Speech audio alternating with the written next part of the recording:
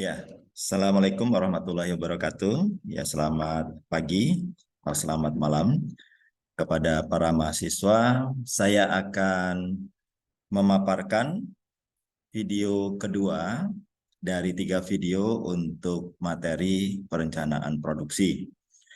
Ah, saya akan memaparkan 2 unit kompetensi, yaitu yang pertama adalah merencanakan kebutuhan material, yang keempat adalah menyusun jadwal produksi. Ini terkait dengan kelanjutan ya, kelanjutan dari 2 OK sebelumnya ya. Jadi yang sebelumnya di video pertama saya menjelaskan mengenai UK, mengenai menganalisis kapasitas produksi. Lalu yang kedua, UK unit kompetensi menyesuaikan kapasitas produksi sudah dibahas di video yang pertama. Nah, pada video yang kedua ini saya akan membahas mengenai merencanakan kebutuhan material dan jadwal produksi. Jadi setelah kapasitas produksi terpasangnya ya, itu di saat ini terpasang itu dianalisis, lalu dilakukan penyesuaian kapasitas produksi, maka tahap selanjutnya adalah merencanakan kebutuhan material dan jadwal produksinya. Nanti pada video yang ketiga itu menjelaskan mengenai pengendalian inventorinya dan pengendalian aktivitasnya. Oke, kita mulai dengan merencanakan kebutuhan material. Ya, oke. Ya, dalam perencanaan produksi, ini skema sistem produksinya selalu saya terangkan seperti ini. Jadi ada terkait dengan perencanaan produksi, ada input, ada proses, dan output. Ya, input ada macam-macam, tenaga kerja, modal, energi, tanah, informasi, manajerial, dan segala macam itu sebagai input. Lalu ada proses, ya, jadi proses transformasi nilai tambah, yaitu di situ ada operation management, sistem design, operation planning, dan control, itu bagian dari proses. Lalu produknya itu berupa barang dan jasa, ini dilihat dari sisi kuantitas, kualitas, dan daya saing, ya, seperti itu. Nah, ini nanti ada umpan baliknya. Ini adalah skema sistem produksi. Ini menjadi dasar analisis kita dalam menganalisis operation management. Oke. Unit kompetensi yang kedua adalah merencanakan kebutuhan material. Di sini ada 2 elemen kompetensi, yaitu mengidentifikasi kebutuhan. Yang kedua adalah menyusun jadwal, ya, menyusun jadwal pengiriman material. Ya. Nah, konsep kunci yang ada di sini yaitu pertama adalah material penyusun produk atau bill of material diidentifikasi. Jadi ini sangat penting sekali. Jadi sebuah produk itu sebenarnya material penyusunnya itu apa saja, itu harus diketahui. Misal ya roti, nah itu maksudnya dibutuhkan tepung, dibutuhkan ragi, dibutuhkan gas, dibutuhkan gula, air, segala macam itu tuh material penyusunnya itu harus komplit, teridentifikasi dengan lengkap, tidak terkecuali termasuk kebutuhan jumlahnya untuk setiap produk. Setiap ada kenaikan, ada kelipatan jumlah produk, itu bisa diidentifikasi kebutuhannya. Nah, jumlah material yang kebutuhan VS rencana produksi itu teridentifikasi. Ya, jadi kalau ada produk, ada 10 item, setiap produk itu misalnya satuan produksi misalnya 1000 kuantitanya 1000, itu membutuhkan misalnya 1000 roti, itu membutuhkan 1 karung tepung terigu, low protein gitu kan, atau yang tinggi protein dan segala macam, itu harus clear ya kebutuhannya. Lalu yang berikut yang sangat penting sekali dalam merencanakan kebutuhan material itu koordinasi seluruh stakeholder. Jadi apa saja yang dibutuhkan itu dikoordinasikan ya. Oke. Nah, pada intinya bahwa di sini ya, di sini Ini merencanakan kebutuhan material, maka pengetahuan mengenai manajemen persediaan dan perencanaan kebutuhan material itu menjadi penting. Ya, jadi dibutuhkan kecermatan dan komunikasi yang penting. Nah, aspek kritis, jadi dalam menyusun material ini akurasi dalam menentukan jumlah material dan waktu pengiriman. Ini penting sekali. Ya, karena ini bisa jadi faktor penghambat ya. Jadi produksi bisa bermasalah kalau materialnya ini tidak tersedia. Bayangkan kalau misalnya mau memproduksi roti, misalnya ternyata garamnya tidak ada. Garam itu memang kecil dibutuhkannya. Mungkin untuk seribu piece roti itu hanya membutuhkan mungkin 100 atau 300 gram atau 300 gram garam gitu kan. Tapi kalau tidak ada ya akan berpengaruh terhadap hasil produksinya. Dan produksi tidak bisa dilanjutkan atau terhambat gara-gara tidak ada garam kan gitu loh. Nah, itu yang harus dipastikan keakurasiannya.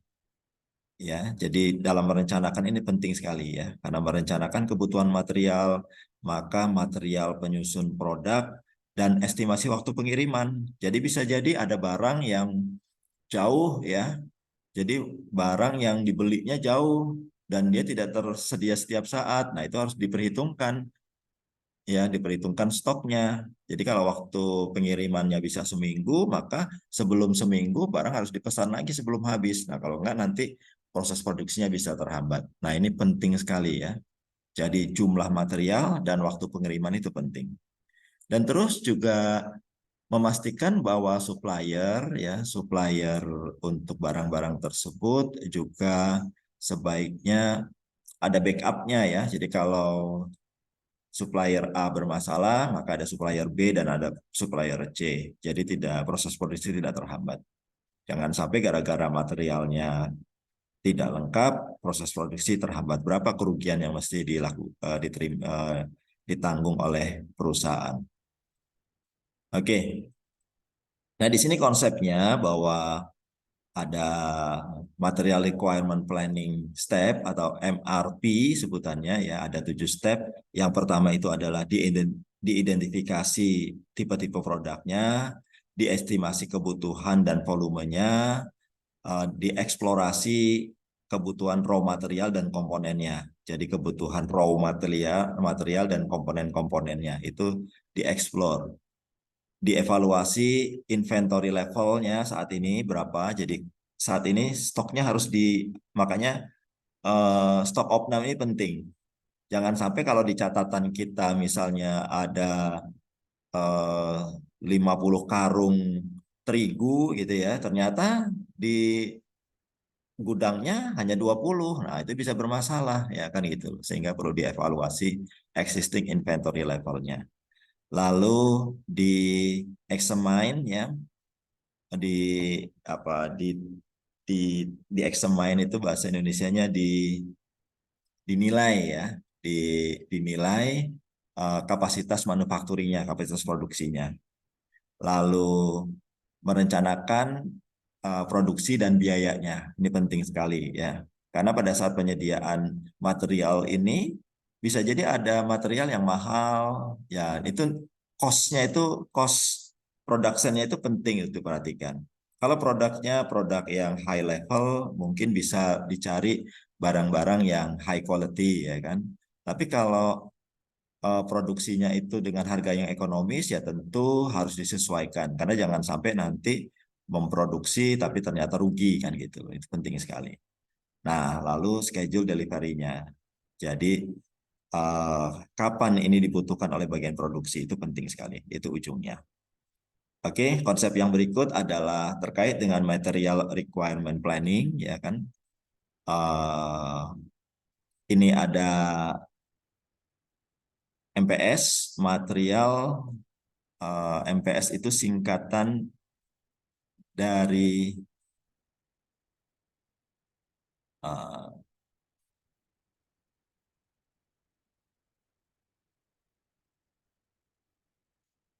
sebentar.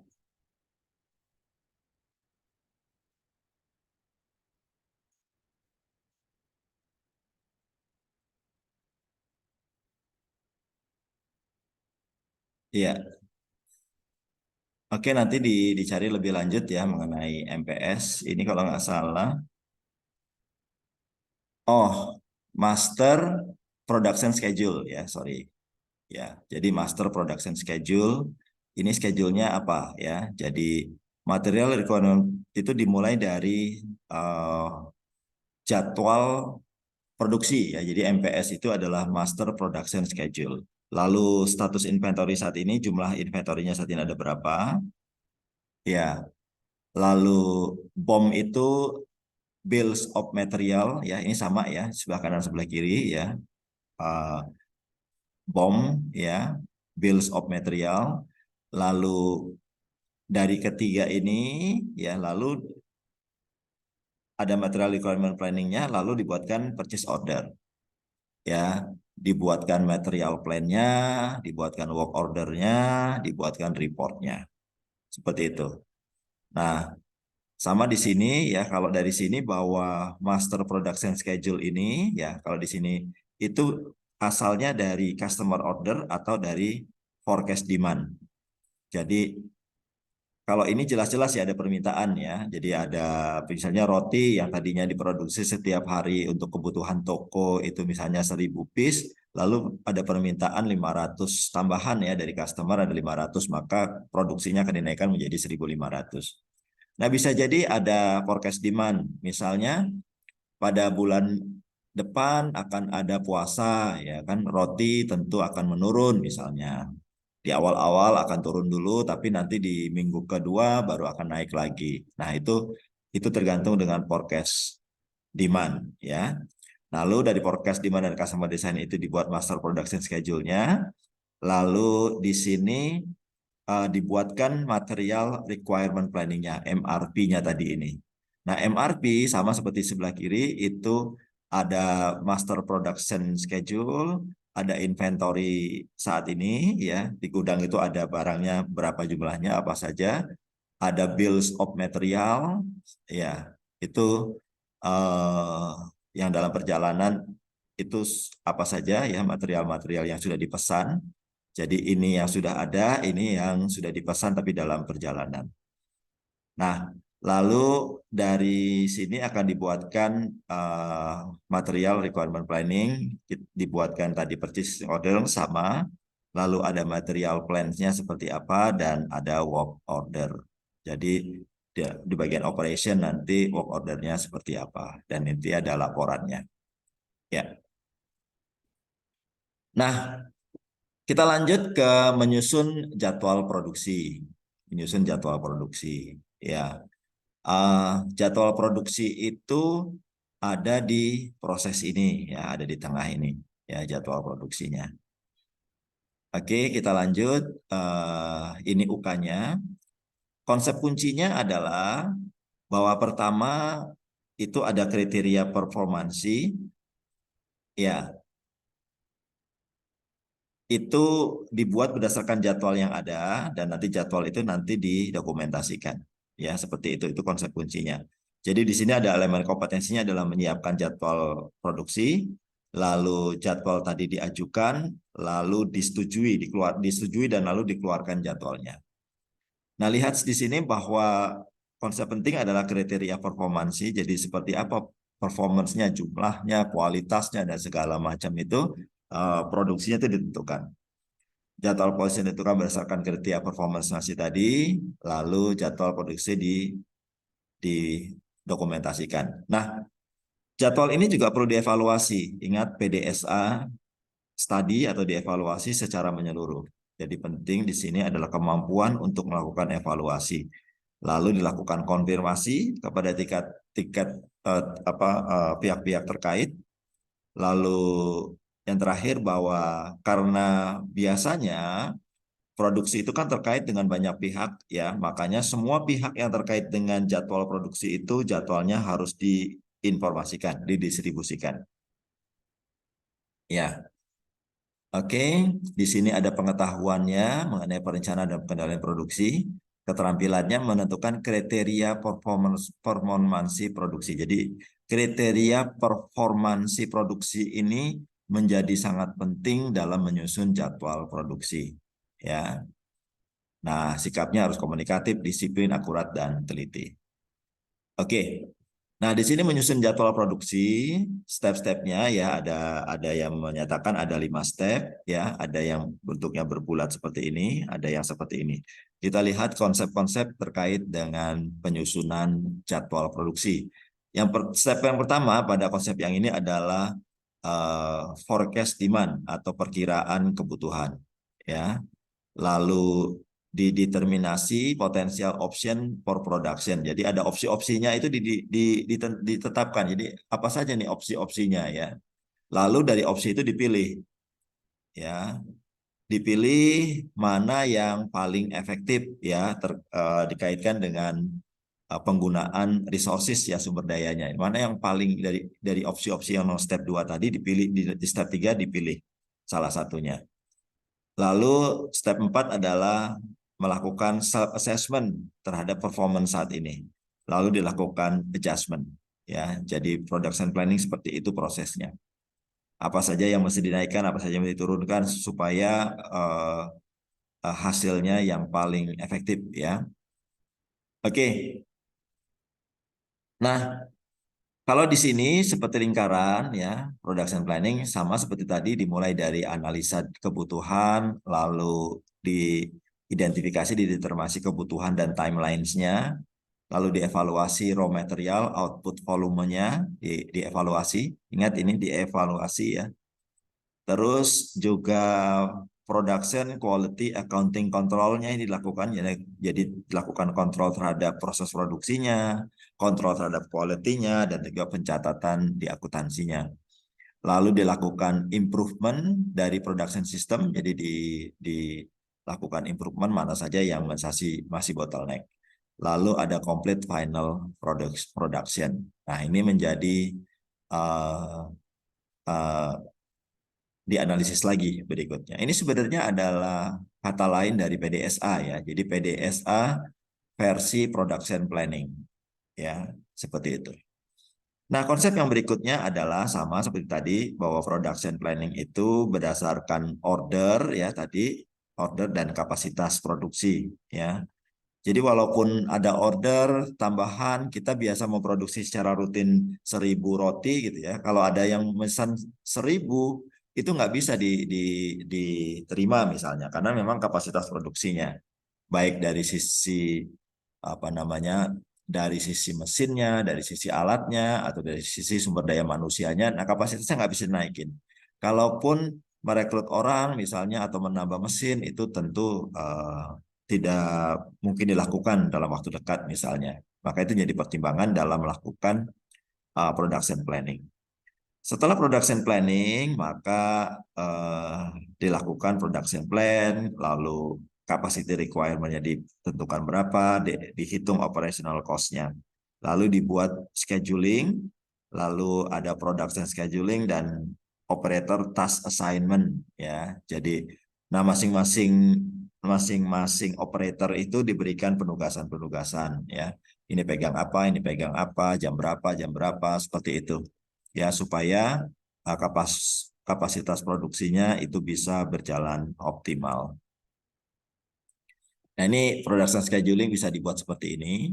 Ya, ini step-stepnya ya, step-stepnya. Dan ini waktunya ya, bisa dibuat seperti ini contohnya. Ya. Lalu master production schedule itu ini konsepnya juga ada inventory level, ada jumlah spare demand ya. Jadi kalau ada kebutuhan itu ada spare-nya ya. Ada apa namanya, kalau ada yang nanti jadi nggak habis, ada stok lah, ada spare ya. Terus ada safety stock requirement. Jadi kalau ada kebutuhan yang melonjak dan segala macam, ada safety stock requirement. Terus exhibition promotion requirement. Jadi ini penting dalam, jadi kalau ada exhibition, ada promotion dan segala macam, mungkin dari sisi ada peningkatan kebutuhan ya, sehingga production schedule-nya itu berubah. Nah, ingat di sini juga ini sangat komplit ya, ada R&D demand. Research and design ya, research and development ya, research and development. Jadi misalnya ada bagian khusus yang mau memproduksi roti dan segala macam, ini kan punya kebutuhan, mungkin dia perlu bahan-bahan untuk uji coba ya. Nah itu juga mesti diakomodir ya. Kalau enggak nanti bisa mengganggu produksi ya, karena dia ngambil dari stok ya, dari inventory yang ada. Terus sister plan demand ya. Jadi bisa jadi ada kebutuhan-kebutuhan dari plan dari pabrik-pabrik yang menjadi supplier kita juga ya, menjadi sister ya, menjadi sekondan ya, menjadi teman berproduksi kan seperti itu. Kebutuhannya bisa jadi ada karena bisa jadi saling saling backup ya. Kalau ada kebutuhan apa bisa saling backup. Terus ini ada kebutuhan forecast demand, jadi perkiraan kebutuhan. Terus ada order ya. Terus ada key capacity constraint ya. Jadi ada constraint, ada hal-hal yang menjadi perhatian ya terkait dengan kapasitas produksi. Nah, terus ada inventory level ya. Ini konsepnya. Jadi pada intinya bahwa dalam menyusun master production schedule ini banyak hal yang saling terkait ya, dan semuanya harus diperhatikan. Jadi pendekatannya harus bisa holistik ya, harus bisa di holistik. Oleh karena itu maka memang tadi bahwa jadwal itu dievaluasi, dikonfirmasi dan didistribusikan. Jadi dikonfirmasi ke semua pihak yang terkait. Ya. Oke. Itu materi pembelajaran untuk video yang kedua dari 3 video. Sampai ketemu lagi di video yang ketiga. Terima kasih, selamat menyerap ya, bersenang-senanglah dalam belajar ya. Terima kasih.